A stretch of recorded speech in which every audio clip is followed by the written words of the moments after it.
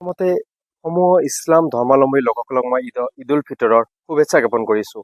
মই বৰ্তমান উপস্থিত আছোঁ তামাহাটৰ যি জামে মছজিদ আছে, জামে মছজিদত মই উপস্থিত আছোঁ আৰু সমগ্ৰ ৰাজ্যৰ লগতে গোলকগঞ্জৰ বিভিন্ন প্ৰান্তত ইতিমধ্যে সজাই পৰাই তোলা হৈছে মছজিদসমূহ।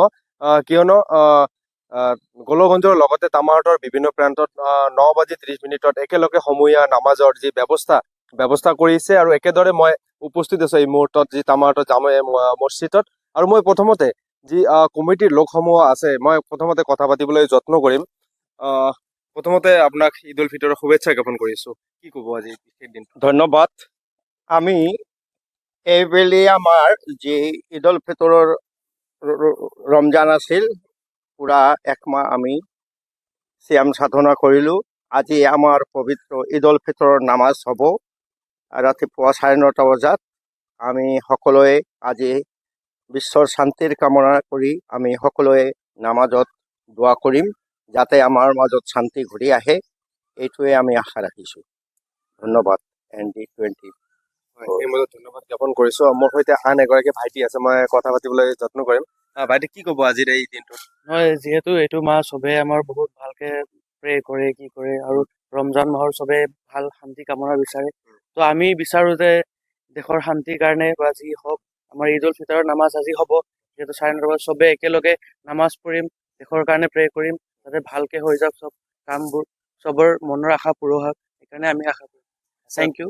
তামাহাটত কিমানটা মছজিদ আছে আৰু একেলগে নামাজ আদায় কৰা হ'ব? আমি ইমান বেলি দেখি আছো যে আমাৰ ইয়াতে তামাৰ জামে মছজিদটো চবতকে ডাঙৰ হয় এইখিনি এৰিয়াত। তো যিহেতু দেখি আছো মানে যিমান সৰু সুৰা আশে পাশে গাঁও আছে চব ইয়াতে আহি নামাজটো পঢ়ে, যিহেতু এইটো ঈদগাহ এটা আছে এইখিনি এৰিয়াত, আৰু বাকী আশে পাশে বহুত কেইটা আছে, তাৰ ভিতৰত এইখন চবতছে ডাঙৰ জামে মছজিদ। তো ইয়াতে চবে নামাজটো আদায় কৰে। আচ্ছা, তামাহাটৰ যিসমূহ মছজিদ আছে একেলগে 9:30 বজাতে সমূহীয়া নামাজ আদায় কৰিব না বেলেগ বেলেগ সময়ত কৰিব? কিছুমান টাইমটো অলপ আগা পিছা আছে, বাট যিহেতু দেখিছো আমি আমাৰ এইখিনি এৰিয়াত 9:30 নামাজটো আদায় কৰা হয়। এই মুহূৰ্তত ধন্যবাদ জ্ঞাপন কৰিছোঁ। আচলতে ইতিমধ্যে দেখা গৈছে যে সজাই পৰাই তোলা হৈছে যিসমূহ মছজিদসমূহ একেলগে যিহেতু পুৱা সমূহীয়া নামাজৰ আদায়ৰ ব্যৱস্থা কৰিছে, আৰু কমিটিৰ লোকে কিন্তু যি সমূহ যি ৰাইজ আছে, তামাহাট অঞ্চলৰ ৰাইজ আছে, ইছলাম ধৰ্মাৱলম্বী লোকসকল আছে, সকলোকে এই মছজিদত আহি একেলগে নামাজ আদায় কৰাৰ কাৰণে আহ্বান জনাইছে।